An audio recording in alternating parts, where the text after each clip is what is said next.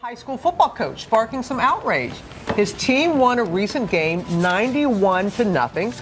A parent for the losing team filing a complaint against the coach, accusing him of, and this is the word that was being used, bullying, saying he should have eased up on the rival team. ABC's Bianca Goldriga has a story.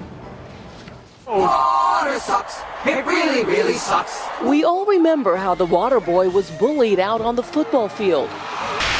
But this morning, for one Texas high school football team, they say bullying on the field is no joke.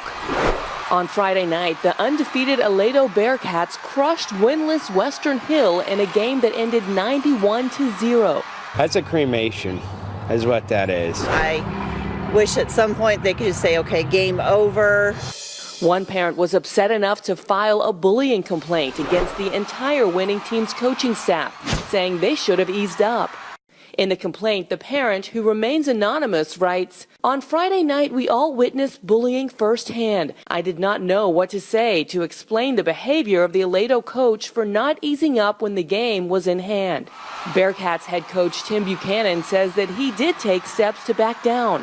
When you start getting 56-0 and then 63-0 and so on, you start trying to figure out what can we do to slow down. So he says he started running the clock and putting in substitutes. The only thing we did not do was tell our kids to quit playing hard.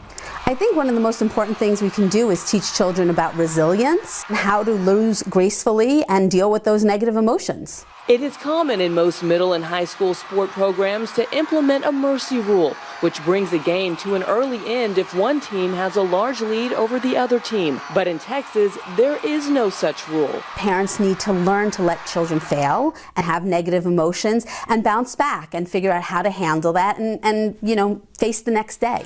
For Good Morning America, Bianca Goldriga, ABC News, New York. Oh, you better believe we're going to talk about this. We're going to bring in child development specialist Dr. Robin Silverman. Thank you so much for being here. Now, we know, and we talk about it a lot on the show, bullying does exist. It's real. It is dangerous. That's right. Are we quick, though, to throw a label like that? And do you think in this case it was bullying? I think you're right that we do label it very quickly. When I am presenting to schools and to parents, I define bullying with ABCD. A, is it aggressive? Is it an attack? Physical, social, emotional. B, is the balance of power unequal? Older, younger, bigger, smaller. C, is it consistent? Is it happening more than once over a period of time? And D, is it deliberate? Is there an intention to harm? And in this case, I do not believe that there was an intention to hurt or harm. We should point out, this coach put his third string players in before halftime. They ran the clock. Kept it running, no timeouts for the entire second half. It's a good team. It's a high-scoring team. Yeah.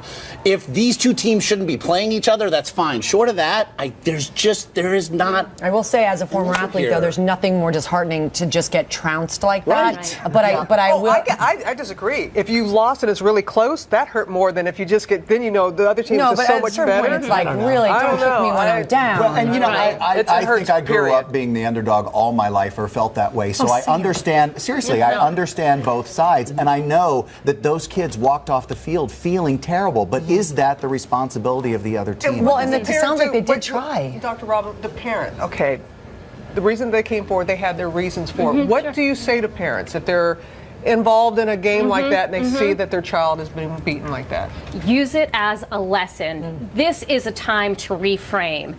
So talk to your child. Say, look, you failed to score, but that doesn't make you a failure. What I saw out there was somebody who had great character, who kept going no matter what happened. You're going to use that all throughout your life. Make sure that no loss beats you down. Not in football and not in life. Yeah. Okay. That's good. Dr. Robin, thank you. You're welcome. Thank you. Very helpful. Those ABCDs really helpful. Thank you.